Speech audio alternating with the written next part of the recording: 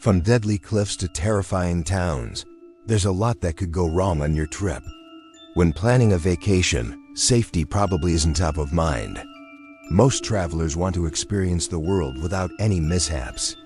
But if you ask any seasoned adventurer, they'll tell you some things can ruin even the best laid plans. Travel is meant to be fun, new places, new people, new memories. But sometimes the road hides something darker. Today we'll look at some stories where a simple trip took a turn for the worst. 3 terrifying travel experiences you'll never forget. Number 3. Wyoming Canyon. After graduating high school, Jake decided to celebrate with a camping trip along the Green River in Dinosaur National Monument. He invited his friends Marcus and Eli.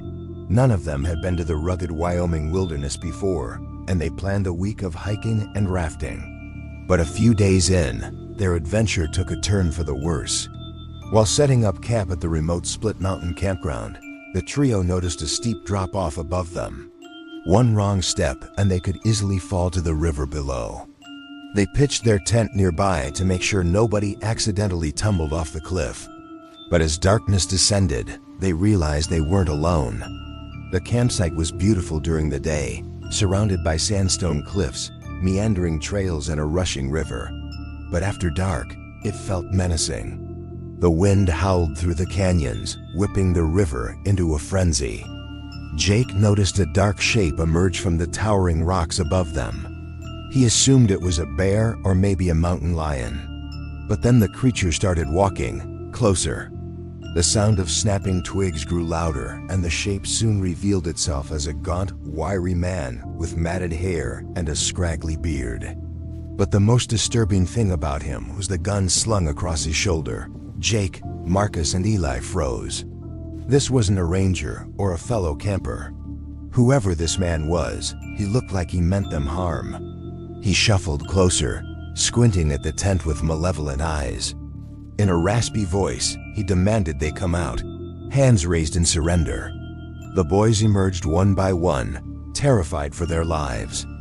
The man snatched their backpacks, dumping them on the ground and rifling through their belongings. He pocketed their wallets, cell phones, and anything else of value. He even took the keys to their car. When he was done pillaging, he tossed the empty backpacks back to the boys and retreated back into the darkness. They watched in horror as the shadowy figure disappeared around a bend in the river.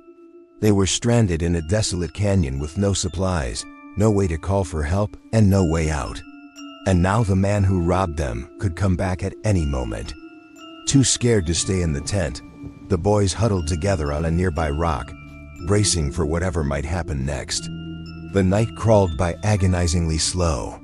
The wind seemed to whisper threats in their ears, and the river sounded like screams in the darkness. They were too terrified to sleep, unsure if they would ever escape this nightmare alive. As dawn finally broke, they made the long trek back to the car. Thankfully, the robber was nowhere to be seen, but their ordeal wasn't over yet. Their tires were slashed, likely by the same man who robbed them. Without cell service, they couldn't call for help. So they started walking along the highway, hoping to flag down a ride. After hours of hitching, a truck finally stopped to help. The boys piled in, shaken but relieved to be rescued. Number 2, New Mexico Detour. When siblings Hannah and Liam planned a cross-country road trip, they wanted to see the Grand Canyon. But their route took them through a part of New Mexico their GPS labeled as Area of Interest. Not wanting to veer off course, they pressed on despite the endless straight roads and monotonous desert scenery. But after hours of driving, their curiosity got the better of them. Maybe this detour wasn't so bad, they thought. What could this area of interest hold? They soon found out.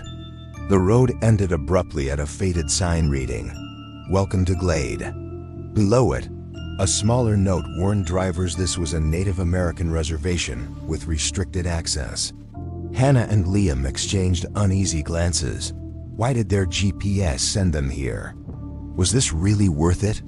They drove slowly through the silent town, past boarded-up buildings and empty streets.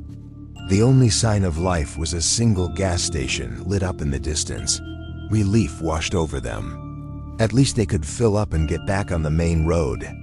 As they approached the station, a bell jingled above the door, and a gruff man looked up from behind the counter. "Can I help you?" he asked flatly. Hannah explained they needed directions back to the highway and politely asked for the restroom. The man pointed to a shack outside without a word. When she returned, he eyed her suspiciously and pointed to the highway again. "Go west," he said curtly. But an old man sitting outside on a porch creaked, "Don't, that's cartel territory. They'll think you're spying. Go west." Confused, Hannah and Liam glanced at each other. Which way should they go? Before they could ask for clarification, the old man hobbled inside the store. The man behind the counter stepped closer, his tone dangerously low. "You heard the man. Get out of town, now." Nervously, Hannah and Liam threw the car in reverse, backing out of the gas station. They dared not ask for directions again. But as they drove away, they saw several dark trucks waiting on the south road, the very road the old man warned them about. Headlights gleamed in the twilight like predatory eyes. Hannah gripped the steering wheel, her knuckles white. She knew they had to get out of Glade fast. Speeding through the reservation, they prayed they wouldn't be stopped. Finally, they reached the outskirts of town, the last of the buildings falling away behind them. Shaking, Hannah and Liam pressed on until they reached the familiar highway. They never looked back, but they both agreed one thing: staying lost in a mysterious desert town was terrifying, and they never wanted to repeat that experience. No one. Rijeka, Croatia. Backpacking through Europe was the adventure of a lifetime for Daniel and his girlfriend, Sophia. They slept in hostels, sampled local cuisine, and visited iconic landmarks on a budget. But when their travels brought them to the Croatian city of Rijeka, they stumbled into a dangerous situation that threatened to derail their trip. They were looking for cheap accommodations and came across a highly rated restaurant that also had rooms above the dining area. The menu boasted authentic Croatian dishes and the prices were reasonable, so they sat down to eat. But as they enjoyed their meal, they overheard a group of men at the next table speaking broken English. Tourists. "Easy money," they muttered, eyeing Daniel and Sophia. Daniel felt a chill run down his spine. Were these men watching them? Had they been followed here? With polite smiles, Daniel and Sophia finished their food and quickly paid the bill. They hurried through the bustling market, trying to shake off any potential pursuers. But as they rounded a corner, they saw the same men emerging from an alley. They quickened their pace, desperate to put distance between themselves and the unsettling group.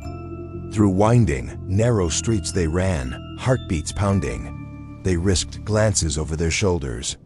The men were gaining on them, their voices echoing through the close quarters. Finally, they spotted a building with a stairwell and slipped inside. Panting, they leaned against the wall, terrified they wouldn't escape their pursuers. Once their breathing slowed, they cautiously peeked outside. The coast seemed clear. Daniel and Sophia made their way down the stairs and hurried away from the dangerous area. Later, at their hostel, Daniel told the owner about their harrowing experience. "That place isn't a restaurant," the man said grimly. "It's just a front. Those guys are part of an organized crime ring. They prey on unsuspecting tourists like you." Daniel and Sophia left Rijeka immediately, shaken but grateful to be safe. The rest of their trip felt tainted, always looking over their shoulders for danger. They had to admit, though, the experience was a wake-up call. Organized crime was the last thing they expected to encounter while backpacking. But sometimes danger lurks where you least expect it. Closing. Whether it's a night trapped in the wild, a road leading straight into danger, or a meal that almost ends in tragedy, travel shows us the beauty of the world. But sometimes it reveals just how unsafe it can be. From canyon robbers to dangerous detours and shady restaurants, some trips take a terrifying turn. But the stories don't end there. Travelers like Jake, Hannah, Liam, Daniel, and Sophia teach us how to react when disaster strikes. With quick thinking, courage, and awareness, we can navigate even the scariest situations. So what will your next adventure hold? Will you face a nightmare scenario or discover the unexpected beauty of the world? One thing's for sure, the journey will change you forever.